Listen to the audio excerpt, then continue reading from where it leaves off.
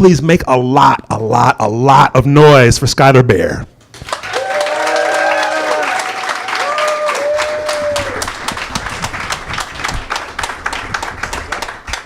I think that's good. Can you guys hear me okay? It's really great to be here, and I'm actually hosting a Story Collider show on the 20th in Bangor, if you happen to be around for the Maine Science Festival. So as Michael said, I'm a marine biologist, but I'm actually still a graduate student, so imposter is a great theme because most of us suffer imposter syndrome. And as I've been informed, that does not stop after you get your degree. It just continues on into your career. But actually, at the beginning of my graduate program here in Maine, I was suffering what I thought was probably some imposter syndrome symptoms, having anxiety attacks, basically having single arrhythmias that were really bothering me. And I had heart surgery as an infant, and I was very concerned about this, and I quickly realized that this was not anxiety, but some other ailment. So I go to my cardiologist in Boston, because that's where I'm from, and I get admitted to the hospital, and I have to wait 5 days for an exploratory surgery on my heart. Naturally, at 25, I'm very anxious about this and not feeling great about the world, and I really am looking to my friends and family for comfort. I'd also gone through a pretty terrible breakup recently, and so my childhood friend Sam calls me on the phone, and I'm like, ugh, it's so great to hear from someone that's known me my whole life. And he says to me, he's like, your life just really sucks right now. He's like, you just went through this terrible breakup. Corey left you for his ex-girlfriend who he moved 600 miles to get away from. She was an alcoholic and bipolar, and he still went back to her over you. You even helped him build his house here in Maine. And then, your body's falling apart, and you may not be able to do research diving ever again, and I was, looking at the phone, being like, who the fuck is this person? And he's a therapist. So, to back up, Sam and I have a long history as family friends. My mother's friend was friends with his parents, and he lived in Brooklyn, and I grew up in Boston, and he was a dark-haired city boy, grumpy about everything, and I was naturally attracted to him. And everything that When Harry Met Sally taught me was that maybe we'd end up together eventually, 10 years from when we met as kids, because I was the waspy blonde from Boston and very optimistic. Although we both really enjoyed sarcastic wit and banter in our exchanges, and that's how he was like with all his friends, and I really liked that. So after I finished college, he was living in Boston, and I had gone through a breakup, and we started spending a lot of time together, mostly because I wanted to sleep on his couch and not stay at my parents' house, where I was currently living, so I could work in the financial district of Boston. That year taught me to go back to school and not be in the scary adult working world. So we decided, maybe we are really interested in each other, and this could be a relationship. And I was like, yeah, When Harry Met Sally was right. And then I sort of revealed some personal stuff about my sexual history to him, and he was like, ooh, I don't know. And I was like, you've known me for 10 years, and you don't know. You don't know how you feel right now. And he's like, no, I don't know. I need some time to think about it.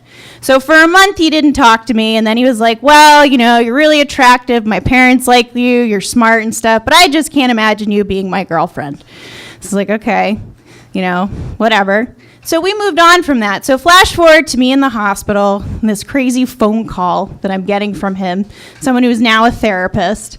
And, I sought comfort from other friends after that, and it turned out from my hospitalization that I had this condition called polymorphic arrhythmia. I wasn't able to pursue my diving career anymore. I have a pacemaker. It's actually right here. If you want to touch it later, you're more than welcome.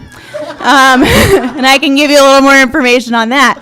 But it did change my life, but it wasn't, it could be a lot worse. I wasn't a prisoner of war. I'm not a Syrian refugee. There's far worse things that could be going on in my life right now. I felt pretty good about things. And what was interesting is that all our interactions after that, me and Sam, we still had that caustic wit. But every time I gave him a hard time, he didn't seem to be able to take it anymore. So he would always give me a hard time about whoever I was dating, saying they were too feminine, or no way this would last, or this isn't serious material. And I'd be like, who said I wanted to be serious with them? And then he started dating this woman, Joy, and he really, really liked her. And I was like, oh, well, he's going to visit her. I was like, I hope you have a joyful weekend. And he was like, that is not funny. And I was like, what? This is the same stuff we've been doing for years. And so we sort of started drifting apart. And it was just weird because I kind of cared less and less. But I finally reached out to him once. I was like, hey, coming to Boston. You want to hang out? And I didn't hear from him. And I was like, screw it, whatever. People drift apart. So I get this email from him like a month later, and it just says, so ... And he basically was like, our friendship is very painful, and it's just terrible, and it doesn't make us happy. And as an adult, I reserve the right to not do things that make me happy, and maybe I used you, and I guess I'm sorry about that. And then he has this paragraph, and this is what I've spent some time trying to remember, mostly word for word, but he's like, don't take this as pity, it's empathy. And I was like, so this is going to be pity. And he is like, I can't imagine how brutal this past year has been for you. I'm well aware of the things you've lost, both physically and more existentially. And I know the hand you've been dealt in life in the long run is pretty shitty, pretty much from the beginning. I'm sorry, it's just so dramatic. It's like, I'm sure you've always assumed that your heart would kill you in one bold, beautiful act, instead of gradually taking away your ability to do the things in life that bring you joy. It's been brutal to watch, and I can't imagine how excruciating it must be. Time and time again, though, you've proven resilient in your ability to be happy and deal with whatever shit gets thrown at you. I am confident in saying and believing that you'll be okay. And then the summary of the next paragraph was like, yeah, but I don't want to be friends anymore. And I was like, great, so I haven't really seen you, so I'm not really sure what the brutal to watch thing is all about. Actually, I'm pretty happy right now. Life's actually pretty good.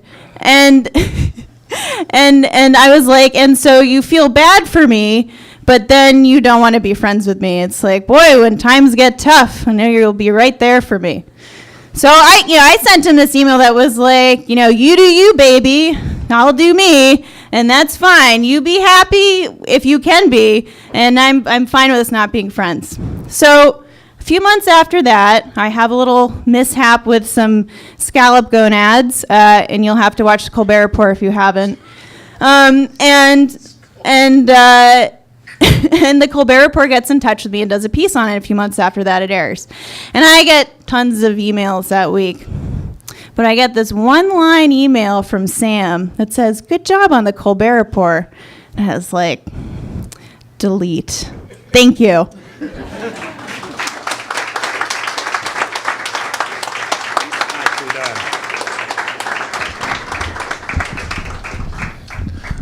So, Skylar, you're an amazing storyteller. I got to say, though, if I ran a hospital and I needed someone to, provide post-op counseling to people who've just come out of heart surgery, I would not hire you to, be like, well, you're not a prisoner of war. You're not a Syrian refugee. What are you whining about? So, but again, fantastic story, Skylar.